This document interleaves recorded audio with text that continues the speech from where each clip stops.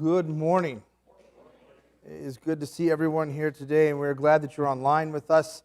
We're continuing our series on the Ten Commandments, and last week we talked about the first commandment, that you should have no other gods before our God, right? And we also talked a little bit about the separation of the commandments in the New Testament, how Jesus answers that question. How do you obey the law? The commandments are the first commandment and the second commandment. The first commandment, to love God with all your heart, all your mind, all your body, all your soul. And the second like it is to love your neighbor, right? So I found a little video I want to share with you this morning. Hopefully AV's working. No thumbs up from them, so it's always questionable. It's when you have your son run it, it's always questionable. All right, so I found this little video I want to share with you this morning. The 10 Commandments in the Bible. Stuff we generally take as good advice. Don't murder, don't steal, honor your parents. The list goes on. And those are just the first 10. There are actually a total of 613 commands, all given to ancient Israel, found in the first 5 books of the Bible, which in Hebrew are called the Torah. Now, the word Torah is usually translated in English as the law, because it has all of these laws in it. And as you read through them, you wonder, am I supposed to obey some of these, all of these? I mean, what's the purpose of the law? Well, that translation is kind of confusing because while the Torah has laws in it, the book itself is fundamentally a story about how God is creating new kinds of people who are fully able to love God and love others. And when Jesus taught about the Torah, he said that he was bringing that story to its fulfillment. So walk me through the story and how it's fulfilled. So the story begins with God creating humanity who rebels. And God chooses Abraham to bless all of the nations through his family, who end up in slavery down in Egypt, and so God rescues them. Then at Mount Sinai, God makes a covenant with Israel, like an agreement.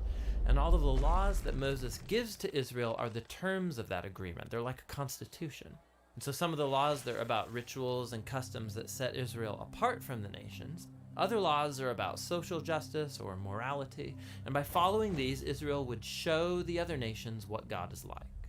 Okay, so the rest of the Torah is just the complete list of laws that Moses gives Israel?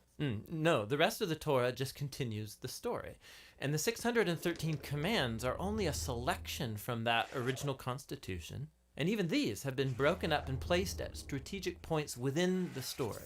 Now pay attention, because you'll see a really clear pattern. Moses gives the first laws to Israel. Yeah, don't worship other gods, don't make idols. And then right after that, there's a story of Israel breaking those very laws. Yeah, they worship the golden calf. And so Moses gives some more laws, and then you get more stories of rebellion. Some more laws, rebellion again, some more laws, more rebellion, and you start to see the point. Right, no matter how many laws, they're just going to continue to rebel.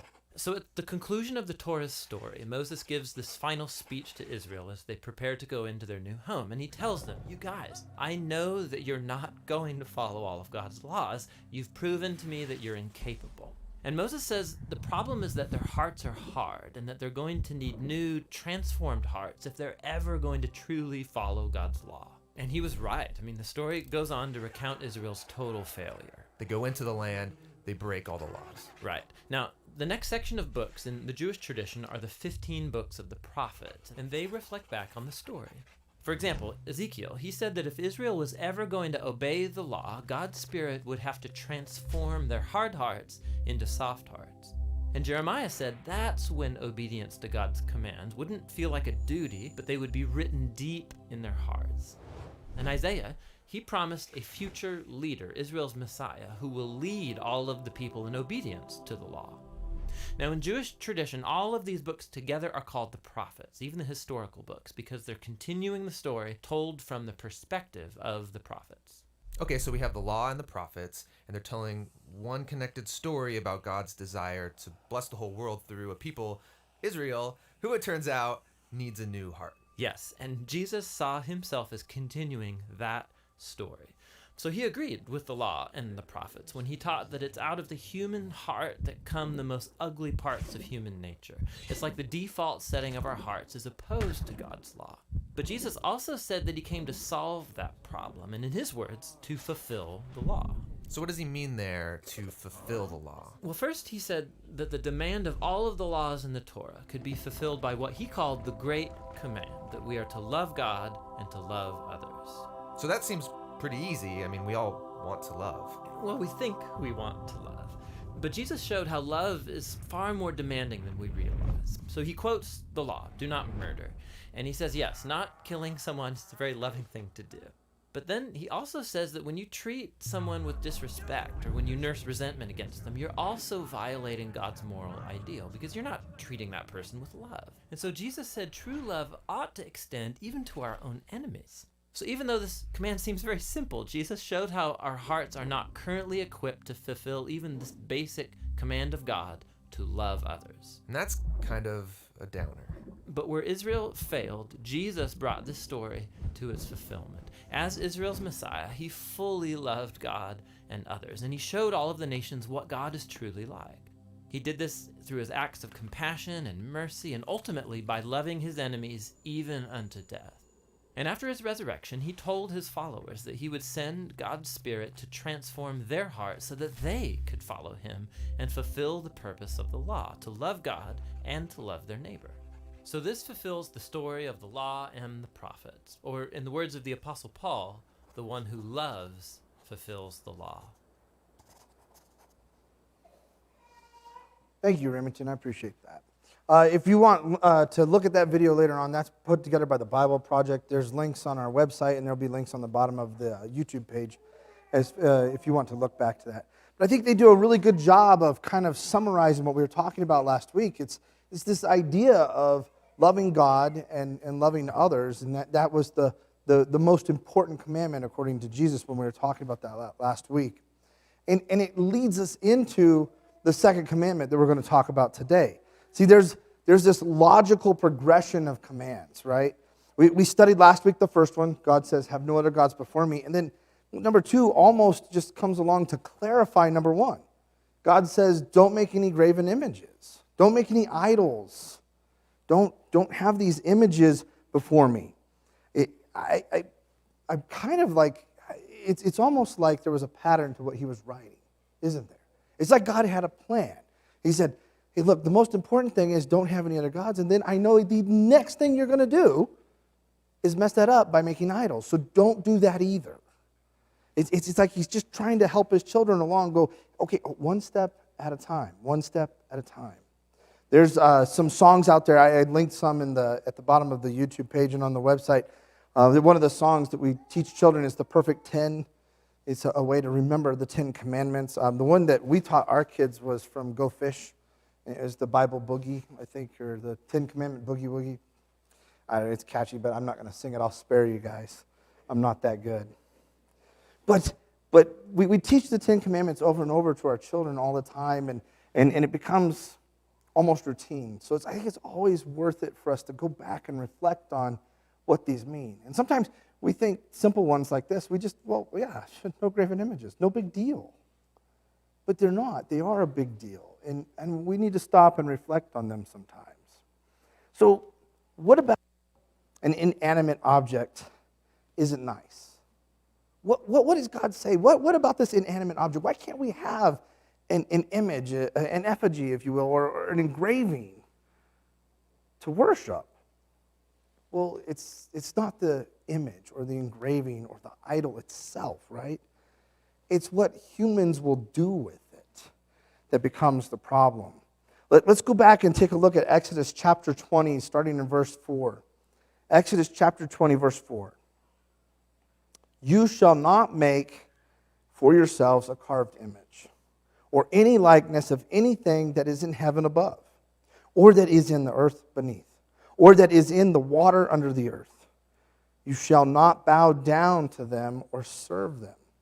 For I, the Lord, your God, am a jealous God, visiting the iniquity of the fathers of the children for the third and the fourth generation of those who hate me, but showing steadfast love to thousands of those who love me and keep my commandments. You could almost say the second commandment is two parts. It's don't make an idol and don't worship an idol. It's nice that God's trying to draw this out. It's not just making the effigy. It's that is going to lead to the next step, which is the worship of that effigy, the worship of that idol. When we read of God's reaction to breaking this command, we should pause and ask ourselves, what is an idol? What is an idol? Timothy Keller calls idols counterfeit gods and says they are anything more important to you than God. Anything that absorbs your heart and your imagination more than God. Anything you seek to give you what only God can give. Counterfeit God is anything so central and so essential to your life that if you should lose it, your life would feel hardly worth living. A good way to self-check potential idols in our lives would be to ask ourselves the question, what can I live without? What can I live without? Oftentimes we say we can't live without something like air conditioning or chocolate or soda. Ken Jones was sharing with me this morning. I'm sure he doesn't mind. He's gone the whole month of July without Dr. Pepper. Good job, Ken. He says, but what do I do now? I said, well, you go back to drinking Dr. Pepper, of course. Who can live life without Dr. Pepper? But that's the kind of questions we have to ask ourselves. Is what can we go through life without living, you know? What can we put aside? Sandra and I watched the TV show Alone.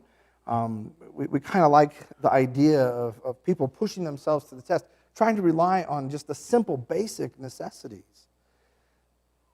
They do without a lot of things. Sometimes they do without things that they need, like food and fat and nourishment. But they do without a lot of things.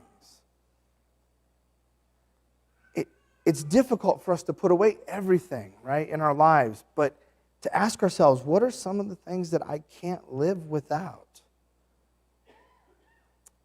Other times, maybe we say things like our spouse or our child or perhaps our car or a vehicle or a house. Perhaps it becomes something physical like that. The thought of losing things in our lives bothers us. When we lose things in our lives, rather it be through a natural disaster or somebody stealing them or them just breaking, we feel loss, we feel grief, and we feel pain because we have these attachments to them. And sometimes very deep attachments, like emotional attachments. So an idol in our lives is something that we create. Maybe we didn't physically build it, but we created the idol. Perhaps we didn't put it all together, but we just bought something, but then we created it into an idol by making it so much more important than maybe it really is. It becomes something that we worship, even though we don't think of it as worship, because we don't necessarily go sit before it on Sunday and pray to it, but it's something that we care so deeply about. We control, we keep safe, and perhaps talk about and hold too much. It can be an object, it can be something intangible. It could be like a career. A career can become our idol. Or a relationship. Or perhaps just a relationship status for some can become an idol. It can even be an ideology or a belief system that is not in line with God's belief systems. It is hard because we live in a society in America where we are obsessed with idols. I mean, we even have a television show called American Idol. A show that is bent on showing you people, getting you to fall in love with them and emotionally connect to them so that once they're done with the show, you will buy what they're selling. It's idol worship. We live in a society that is bent on creating brand loyalty and the idea that you would stay with a brand and idolize that brand. And it becomes something more than just a product that we need to live or a product that we like to have in our lives. We live in a world that perpetually shows us that idol worship is okay. Not just okay, but preferred. But the minute we put God second in our lives is the minute that we fall into the trap. We fall into the trap of crafting and worshiping these idols. The minute we say, you know what, I want to do that instead of worship God. I want that to be priority in my life. And we don't say it like that, though. It happens slowly, just like any other sin. Well, I'm just going to do this this day. Maybe I'll skip church this Sunday because, I got tickets to go see something. It's okay once. Twice happens, 3 times, 4 times. It starts to become a habit. And then we lose sight because God becomes second. The crazy thing, though, is as humans, we look for these idols and we worship these idols, and we look for these idols to give us life. But here's the kicker. The idols don't give life. There is no idol in this world that's going to give you life. As John Scott says, idols are dead. God is living. Idols are false. God is true. Idols are many. God is one. Idols are visible, intangible. God is visible and intangible. Idols are creatures, the work of human hands. God is the creator of the universe and all mankind. The only thing that can give us life is God himself. And yet we turn to these idols looking for answers. Idols are dead. They're untrue. They're works of hands by men, by people. They're their own creations. We invent a God and then we worship it. While the true God, the living God, the creator God, is waiting and watching for our devotion. We do this in so many aspects of our lives that we don't even begin to realize it. We begin to idolize things like the news media. We begin to idolize things like movements, social movements, that don't necessarily fall in line with what God's doing. We begin to idolize things like politicians and political movements and political agendas. We begin to idolize things that are man-made and not God-created. Here's the secret about man-made things. There is nothing on earth that man has ever made or ever will make that will not go away. It will be destroyed. It will disappear. And as time goes on, people will forget about it. The only thing that lasts is God. I think of the ruins on top of Mars Hill that I got blessed to see a couple years ago. I got to stand there and look at people desperately trying to get money to restore some ancient monuments from 2,000 plus years ago. They didn't last. Yeah, they're still there, but they're not the way they were. The statues of the gods that Paul talks about in Acts 17, they're not there. They didn't make it. They didn't last because they were created with man's hands.